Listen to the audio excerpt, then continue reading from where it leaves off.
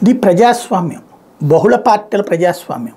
ఏకపార్టీది స్వామ్యం అంటే Russia, China. ద్విపార్టీ ప్రజాస్వామ్యం అంటే అమెరికా, బ్రిటన్ లాంటి దేశాల్లో ఉంటుంది. దానివలన అదొక మినీ నియంతృత్వాలే. రష్యా, చైనా, ఉత్తర కొరియా ఇలాంటివన్నీ ఒకడే నాయకుడు, ఇక అంతే. అంటే వాడే ఇక ఒకటే పార్టీ, దిక్కుమొక్కు ఉండదు. ఈ రెండిట్లో వీడు కాకపోతే ఆడు, ఆడు కాకపోతే వీడు తప్పించి దిక్కుండదు వీటిట్లో. బట్ బహుళ పార్టీలు ఉన్నటువంటి చోట్ల ఒక రకంగా మంచి ఉంటుంది. ఎందుకని ఈడు కాకపోతే ఆడు కాకపోతే మూడోవాడిని ఎన్నుకునేటువంటి స్వేచ్ఛ ఉంటుంది. కాబట్టి నేను బహుళ పార్టీల ప్రజాస్వామ్యాన్ని స్వాగతిస్తాను, ఆహ్వానిస్తాను. అందుకని ప్రతి పార్టీ బాగుండాలని కోరుకుంటా, సైద్ధాంతికంగా జనంలోకి వెళ్ళి గెలవాలని కోరుకుంటా. తెలుగుదేశం పార్టీ బాగుండాలి, జనసేన బాగుండాలా, అలా కమ్యూనిస్టులు బాగుండాలి, కాంగ్రెస్ బాగుండాలా, భారతీయ జనతా పార్టీ బాగుండాలి. అందరూ బాగుంటేనే వాళ్ళ సిద్ధాంతాలు, వాళ్ళు ఏం చెప్తారో, ఏం చేస్తారో, ఏం చెప్తారో జనాలకు తెలిసి వాళ్ళు దానికి అనుగుణంగా ఓట్లు వేయాలని కోరుకుంటారు. ఇదంతా ఇప్పుడు మళ్ళీ ఎందుకు గుర్తు చేస్తున్నానంటే, తెలుగుదేశం పార్టీ అటు పక్కన జనసేనతో పొత్తు పెట్టుకుంది, ఇటు పక్కన భారతీయ జనతా పార్టీ కూడా పొత్తు ఖరారైందని వాళ్ళ పార్టీ వాళ్ళే చెప్తూ ఉన్నారు. దాదాపుగా కన్ఫామ్ అయిపోయినట్టే అన్నటువంటి. కేంద్రంలో ఉన్న అవసరాల రీత్యా మనకి అవసరం పొత్తు అన్నట్టు.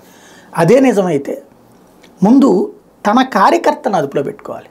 పవన్ కళ్యాణ్ అమ్మనాబూతులు తిట్టినటువంటి వాళ్ళు, నెగిటివ్గా ప్రొజెక్ట్ చేసిన వాళ్ళు గతంలో Telugu Desam party social media, even మొన్న ఈ మధ్యన ముఖ్యమంత్రిది లేదు అని లోకేష్ అన్నదానికి జనసేనలో కొంతమంది కామెంట్ చేస్తే దానికి రియాక్ట్ అయిపోయి తిట్టిపోస్తున్నది వాళ్ళే.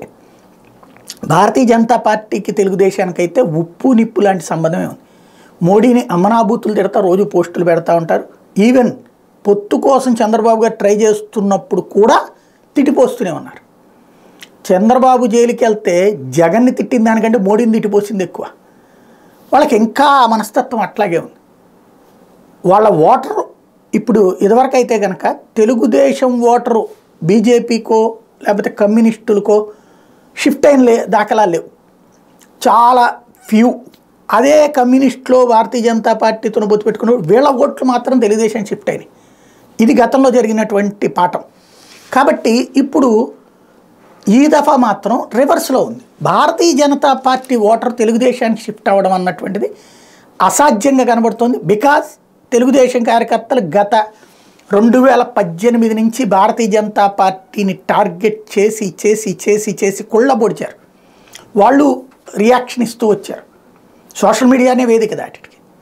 ఇప్పుడు మారిపోవాలి అంటే ఫస్ట్ కంట్రోల్లో పెట్టుకోవాలి. సంస్కారయుతంగా ఒకళ్ళకొకళ్ళు మాట్లాడుకోవడం, సంస్కారయుతమైనటువంటి పోస్టర్ వైపుకి వెళ్ళాలి. అది చేయకపోతే ఓట్ ట్రాన్స్ఫర్ అనేటువంటిది అసాధ్యం. అప్పుడు పొత్తు పెట్టుకుని ప్రయోజనం ఏంది? 2 రోజులు 4 అవ్వదు. అప్పుడు 2 రోజులు 0 అవుతుంది.